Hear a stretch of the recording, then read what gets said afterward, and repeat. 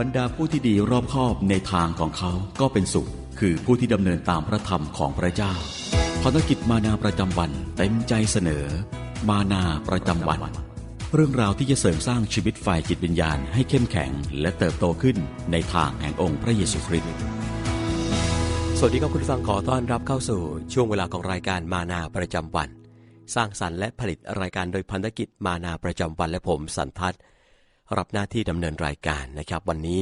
เราพบกันประจำวันศุกร์ที่21เดือนสิงหาคมปีคศ2015ในหัวข้อติดตามพระคริสต์และพระวจนะของพระเจ้าที่ศึกษาร่วมกันในวันนี้ก็ปรากฏอยู่ในพระธรรม1พงศ์กษัตริย์บทที่19ข้อ19ถึง21นะครับพระธรรม1พงศ์กษัตริย์บทที่19ข้อ19ถึง21ก็ได้ปรากฏเรื่องราวแล้วก็เนื้อหาทั้งหมดดังต่อไปนี้ว่า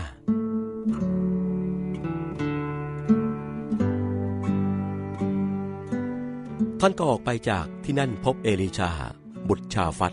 ผู้กำลังไถนาอยู่ด้วยโค12คู่เดินอยู่ข้างหน้าและท่านอยู่กับโคคู่ที่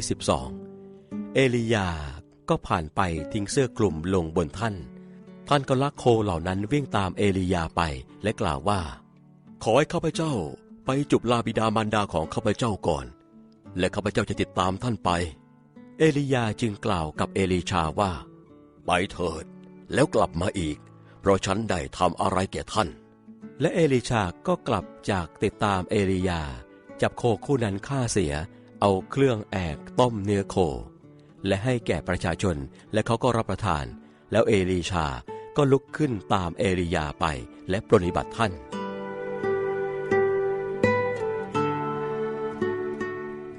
และทั้งหมดนี้ก็คือเรื่องราวแล้วก็เนื้อหาจากพระวจนะของพระเจ้านะครับซึ่งก็ปรากฏอยู่ในพระธรรม1พงศ์กษัตริย์บทที่19ข้อ19ถึง21นะครับศึกษาร่วมกันกับรายการมานาประจำวันสำหรับวันนี้ในหัวข้อติดตามพระคริสต์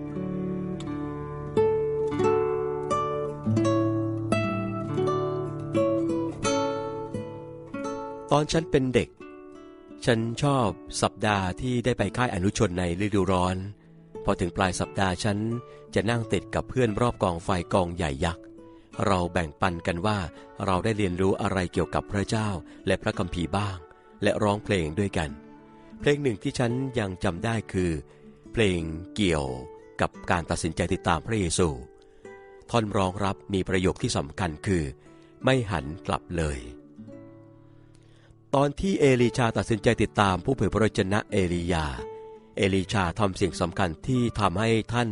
ไม่สามารถกลับไปทำอาชีพเดิมได้อีกหลังจากกลับบ้านและจัดงานเลี้ยงอำลาเอลีชาจับโคคู่นั้นฆ่าเสียท่านละทิ้งชีวิตเดิมด้วยการเผาเครื่องมือทำหมากินใช้ไฟนั้นต้มเนื้อที่เพิ่งแล่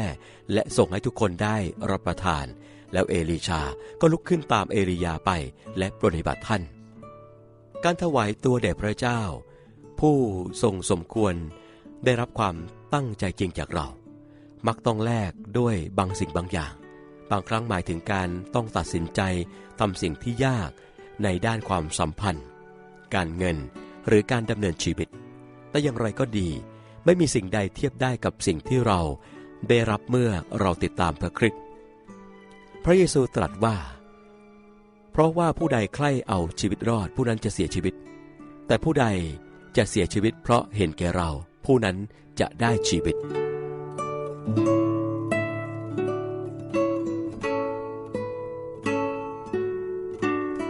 พระบิดาเจ้า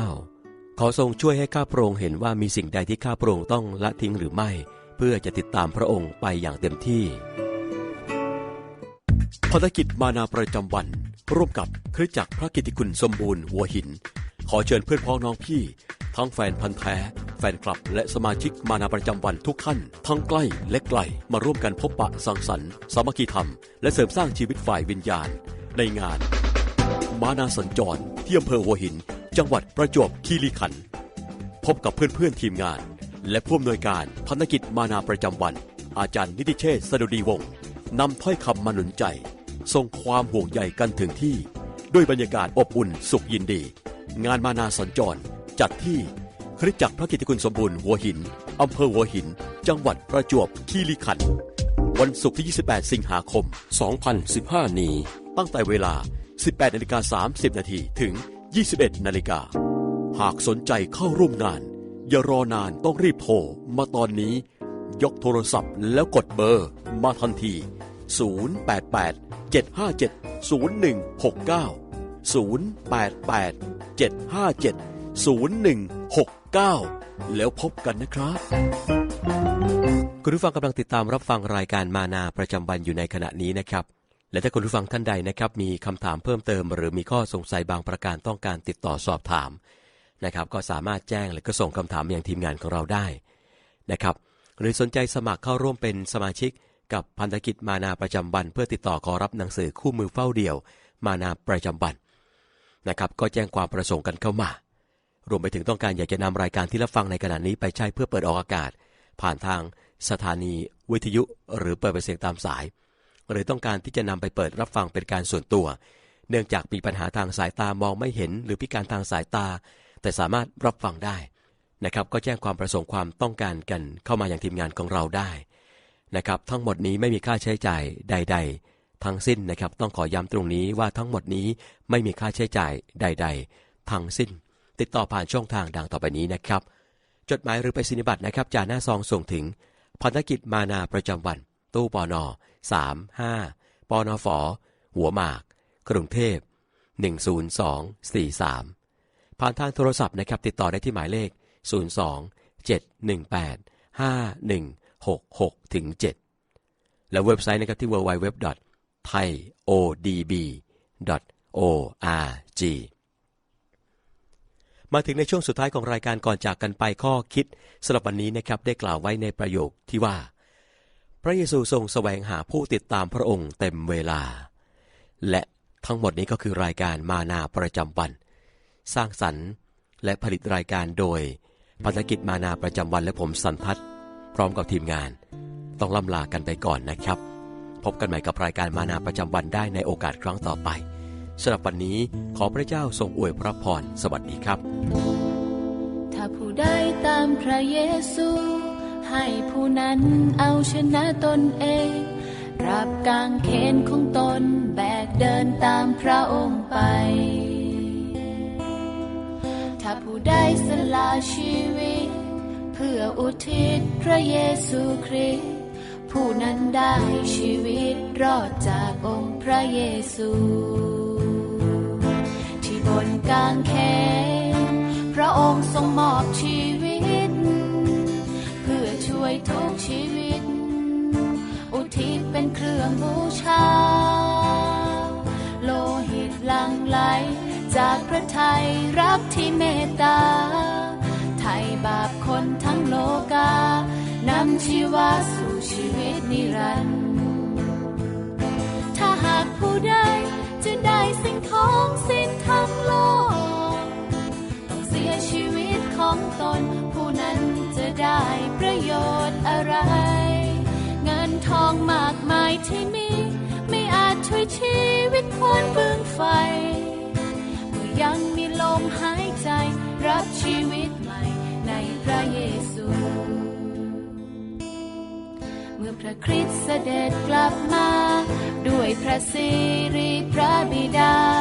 กองทัพทูตสวรรค์ยิ่งใหญ่ของพระเยซูประทานบำเหน็จรางวัลให้ทุกคนตามกันกระทำบรรดาผู้ชอบธรรมวางใจเชื่อพระเยซูที่บนกางเขนพระองค์ทรงมอบชีวิตเพื่อช่วยทุกชีวิตอุทิศเป็นเครื่องบูชาโลหิตหลั่งไหลจากพระทัยรักที่เมตตาไถ่บาปคนทั้งโลกานำชีวาสู่ชีวิตนิรันดร์ถ้าหากผู้ใดจะได้สิ่งของสิ้นทั้งโลกต้องเสียชีวิตของตนผู้นั้นจะได้ประโยชน์อะไรเงินทองมากมายที่มีไม่อาจช่วยชีวิตพ้นบึงไฟ ยังมีลมหายใจรับชีวิตใหม่ในพระเยซูเมื่อพระคริสต์เสด็จกลับมาด้วยพระสิริพระบิดากองทัพทูตสวรรค์ยิ่งใหญ่ของพระเยซูประทานบำเหน็จรางวัลให้ทุกคนตามการกระทำบรรดาผู้ชอบธรรมวางใจเชื่อพระเยซูถ้าหากผู้ใดจะได้สิ่งของสิ้นทั้งโลกต้องเสียชีวิตของตนผู้นั้นจะได้ประโยชน์อะไรเงินทองมากมายที่มีไม่อาจช่วยชีวิตพ้นบึงไฟยังมีลมหายใจรับชีวิตใหม่ในพระเยซูถ้าหากผู้ใดจะได้สิ่งของสิ้นทั้งโลกต้องเสียชีวิตของตนผู้นั้นจะได้ประโยชน์อะไรเงินทองมากมายที่มีไม่อาจช่วยชีวิตพ้นบึงไฟเมื่อยังมีลมหายใจรับชีวิตใหม่ในพระเยซูไม่มีสิ่งใดล้ำค่าเท่าชีวิตใหม่ในพระเยซู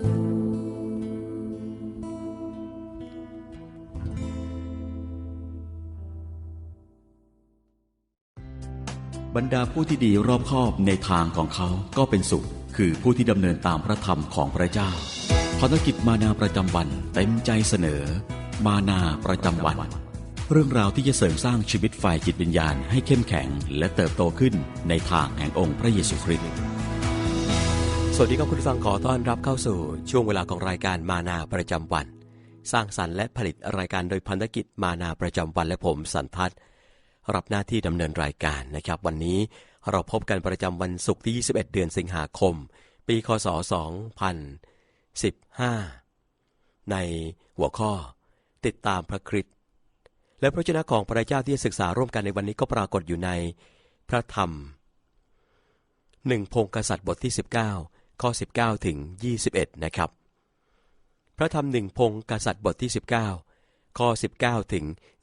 21ก็ได้ปรากฏเรื่องราวแล้วก็เนื้อหาทั้งหมดดังต่อไปนี้ว่า